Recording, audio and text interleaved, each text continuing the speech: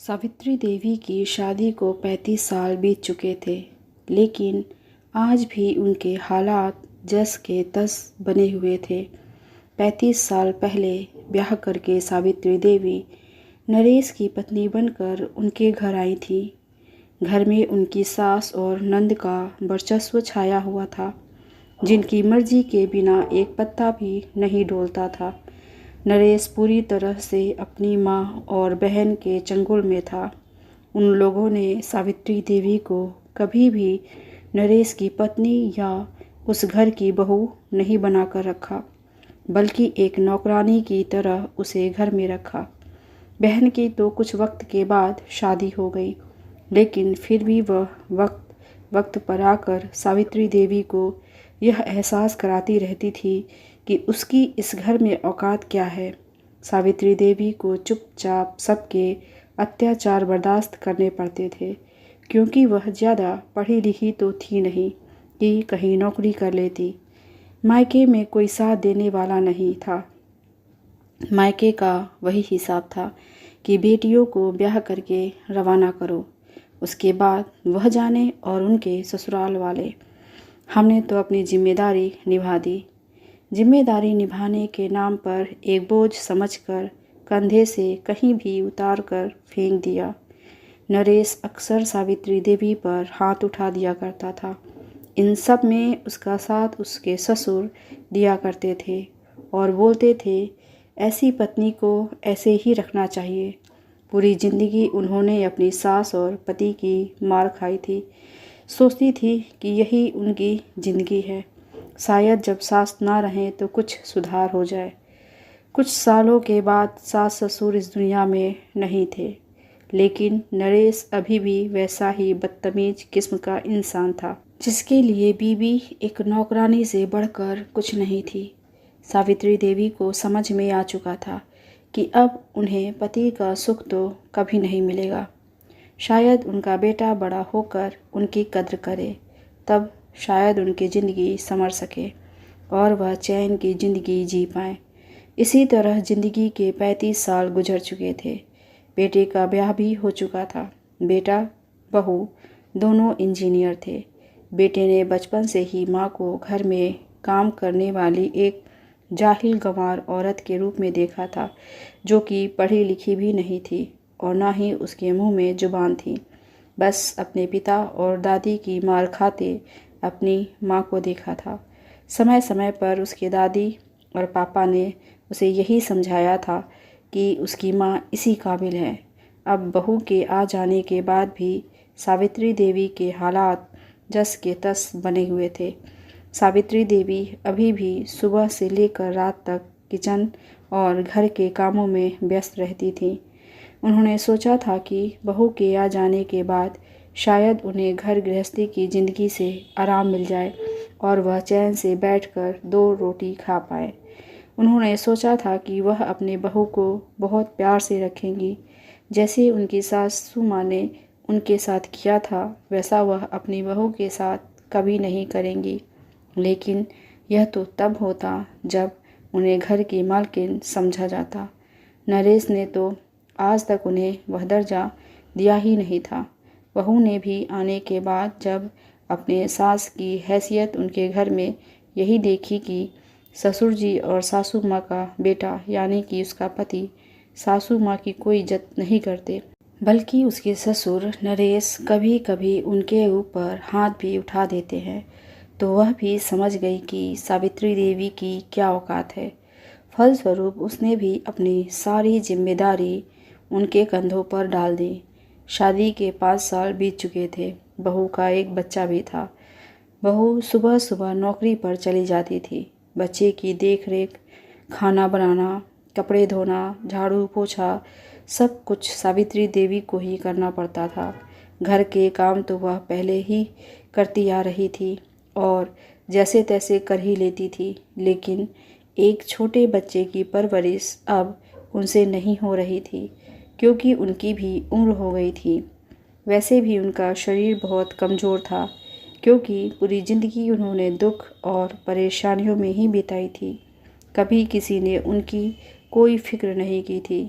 इसलिए वह शरीर से बहुत दुर्बल थी। ससुर नरेश जी पूरी तरह से बहू के मुट्ठी में थे और बहू जैसा बोलती थी वैसा ही वह अपनी पत्नी को हुक्म देते थे।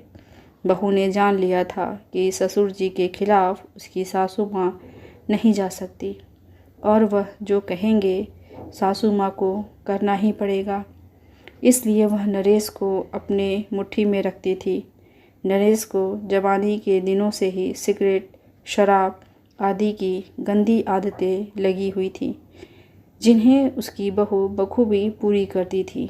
उसे महंगी महंगी शराब और सिगरेट आदि मंगवा कर दे दिया करती थी, जिसे पाकर नरेश बहुत खुश हो जाया करता था और बहू को बिना पगार की एक नौकरानी मिल गई थी अपनी सास सावित्री देवी के रूप में। लेकिन अब सावित्री देवी से बर्दाश्त नहीं हो रहा था। पूरी जिंदगी सास और नंद के ताने सुनकर और उनकी नौकरानी बनकर गुजारी और अब बहू के ताने सुनकर और उसकी नौकरानी बनकर गुजारना उनसे बर्दाश्त नहीं हो रहा था। उन्होंने विरोध करना शुरू किया तो नरेश ने बिना किसी लिहाज के उनके ऊपर हाथ उठा दिया और बोला, तू तो है ही जाहिल गंवार औरत। तुझे क्या पता तेरी बहू कितनी पढ़ी लिखी है, दिन भर बाहर रहकर मेहनत करती है और कमा कर लाती है। तेरी तरह घर में बैठकर ठूंसती नहीं रहती। कुछ करना धरना तो है नहीं तुझे, थोड़ी बहुत जिम्मेदारियां तो निभा ले। सावित्री देवी ने बोला, मैं उसकी सास हूँ, उसे मुझे पकाकर खिलाना चाहिए, ना कि मुझे उसे। याद है तुम्हारी माँ की मैंने कितनी सेवा की है। नरेश ने फिर सावित्री देवी के ऊपर हाथ उठाया और बोला, हिम्मत कैसे हुई अपनी तुलना मेरी माँ से करने की? तेरी औकात नहीं है बड़ी आई बहू से सेवा करवाने वाली। चल निकल यहाँ से और गलती से भी दोबारा कभी ऐसा सोचना भी मत, नहीं तो एक एक रोटी के लिए तरसा दूंगा। औकात नहीं है तेरी कि खुद के पैसों से रोटी खा ले। सावित्री देवी की बहू कनखियों से सावित्री देवी की ओर देखते हुए मुस्कुरा रही थी और मन ही मन उन्हें यह एहसास दिला रही थी कि खुद देख लो आपकी क्या औकात है, तो आगे से मुझसे पंगा मत लेना। बेटा भी अपनी पत्नी के साथ ही था, क्योंकि उसके हिसाब से उसकी माँ इसी लायक थी। आज सावित्री देवी के आत्मसम्मान को बहुत ठेस लगी थी और उन्होंने अपने जीवन का बहुत बड़ा फैसला कर लिया था। अगले दिन सुबह सुबह सावित्री देवी अपना सामान बांध रही थी। यह देखकर नरेश बोला, अब यह नया नाटक क्या शुरू कर रखा है?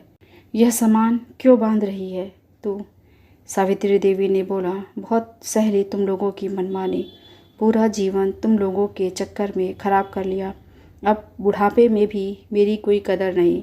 अभी भी मुझसे कोल्हू के बैल की तरह काम लिया जा रहा है।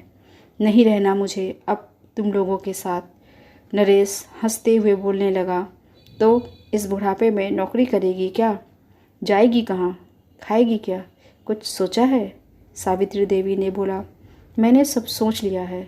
तुम अपनी चिंता करो कि तुम्हारा क्या होगा, क्योंकि एक गिलास पानी भी तो तुम अपने हाथ से ले नहीं सकते। अब तुम्हें तुम्हारी औकात पता चलेगी। कहकर सावित्री देवी अपना सामान पैक करने लगी। उन्होंने अपनी शादी में अपने मायके से मिले जेवर भी अपने सामान में रखना शुरू किया, जिसे उनकी बहू देख रही थी। जेवर रखते देख बहू ने बोला, मम्मी जी आपको जाना है तो जाइए, लेकिन इस घर के जेवर को लेकर जाने का आपको कोई हक नहीं। सावित्री देवी ने बहुत ही कड़े शब्दों में बोला, यह मेरे जेवर हैं, मेरे माता पिता ने मेरी शादी में दिए थे। तू होती कौन है मुझे यह बताने वाली कि मुझे क्या लेकर जाना है और क्या नहीं? यह मेरा स्त्री धन है। किसी की औकात नहीं कि मुझे मेरा जेवर लेकर जाने से रोक सके। नरेश बोला, अच्छा इतनी हिम्मत हो गई तेरी? तुझे जहाँ जाना है जा, यह जेवर तो कहीं नहीं जाएंगे। बहू यह जेवर ले जाकर तू अपनी अलमारी में रख ले। बहू आगे बढ़ने लगी तो सावित्री देवी ने बोला, ऐसी गलती मत करना। अगर मैंने पुलिस को बुला लिया ना तो तेरा क्या होगा तू अच्छे से जानती है।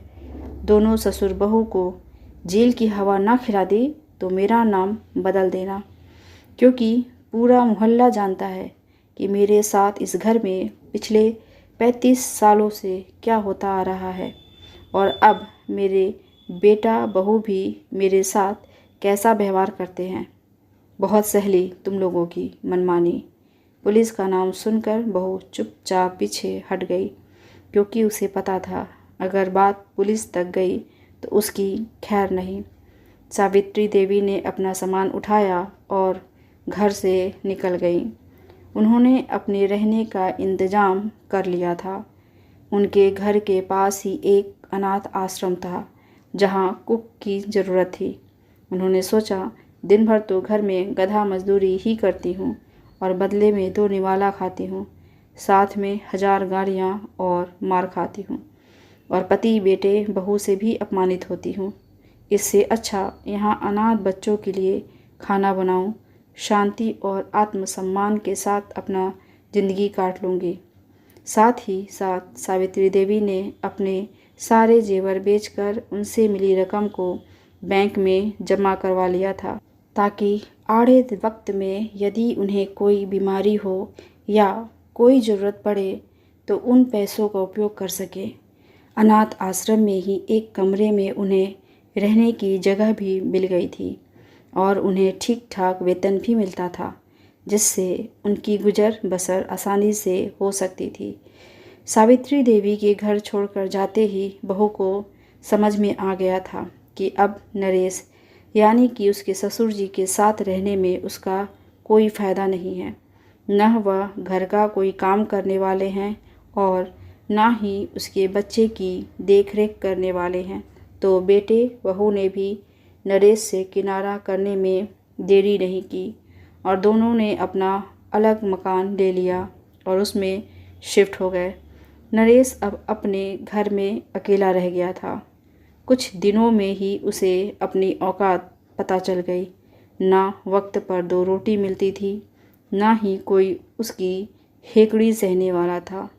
अब उसे सुबह उठकर धुले धुलाए कपड़े पहनने को नहीं मिलते थे।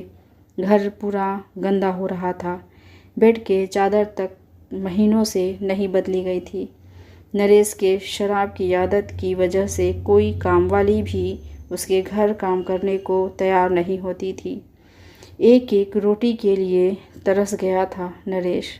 बाहर का खाना उससे हजम नहीं होता था। इस वजह से वह और ज़्यादा शराब पीने लगा था। उसकी जितनी भी पेंशन आती थी वह सब महंगी महंगी शराब में उड़ाने लगा था। 2-3 महीने में ही वह बुरी तरह से बीमार पड़ गया और उसे समझ में आ गया था कि सावित्री का उसके जीवन में क्या स्थान था। अब उसे सावित्री की कमी बहुत खल रही थी। उसे समझ में आ रहा था कि उसने उसके साथ कितना गलत किया है। उसने जैसे तैसे सावित्री का पता लगाया और अनाथ आश्रम में उससे मिलने के लिए पहुंच गया। वहां जाकर उसने सावित्री से बोला, सावित्री मुझे माफ़ कर दे।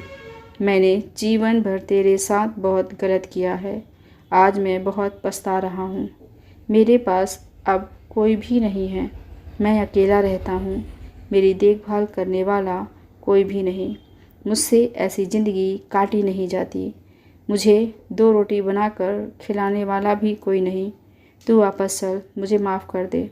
सावित्री के पूरे बदन में नरेश की बात सुनकर आग लग रही थी और उसने एक ज़ोरदार तमाचा नरेश के गाल पर खींच कर मारा और बोला, स्वार्थी इंसान, आज जब खुद परेशानी हो रही है तो मेरी याद आ रही है। तू सोच रहा है मैं तेरी चिकनी चुपड़ी बातों में आकर फिर से तेरे घर जाकर तेरी सेवा करूँगी। भूल जा, ऐसा कभी नहीं होने वाला। तुझ जैसे घटिया इंसान ने मेरी पूरी ज़िंदगी बर्बाद कर दी। मेरा अब इस ज़िंदगी में कोई नहीं है, ना कोई पति, ना कोई बेटा, ना कोई बहू। मुझे किसी से कोई मोह नहीं है। चुपचाप निकल जा यहाँ से, नहीं तो अभी पुलिस को बुलाकर अच्छे से कुटवाऊंगी। नरेश को समझ में आ गया कि सावित्री इतनी आसानी से उसके साथ अब चलने वाली नहीं है, तो उसने अगला तीर छोड़ा और बोला, अगर मैं तेरा कुछ भी नहीं तो यह किसके नाम का सिंदूर और मंगलसूत्र लगाए रखा है। यह सुनकर सावित्री के पूरे तन बदन में आग लग गई। आज उसने नरेश को उसकी औकात पूरी तरह से दिखाने का फैसला कर लिया। वह नरेश के सामने गई और बोली, अच्छा तो यह ले। कहकर उसने अपने हाथों से अपना मंगलसूत्र तोड़ दिया और अपना सिंदूर पोंछ दिया और बोली, मेरा आज से कोई पति नहीं। अब यकीन हो गया। कहकर सावित्री अपने कमरे में चली गई और दरवाज़ा अंदर से बंद कर लिया। आज सावित्री के दिल को बहुत सुकून मिल रहा था। वह सोच रही थी कि यही फैसला लेने की हिम्मत उसने उस वक्त क्यों नहीं की जब उसके साथ पहली बार उसके पति ने अत्याचार किया था। नरेश को जोरदार थप्पड़ लगने के बाद नरेश को भी आज समझ में आ चुका था कि जिस जीवन संगिनी को उसने जीवन भर तड़पाया है, उसका उसके जीवन में क्या महत्व था और अब वह उसके जीवन में कभी भी वापस लौटकर नहीं आने वाली। समय रहते अगर समझ गया होता तो आज ये दिन नहीं देखना पड़ता। दोस्तों, कहानी पसंद आई हो तो लाइक, कमेंट और शेयर करना ना भूलें। धन्यवाद।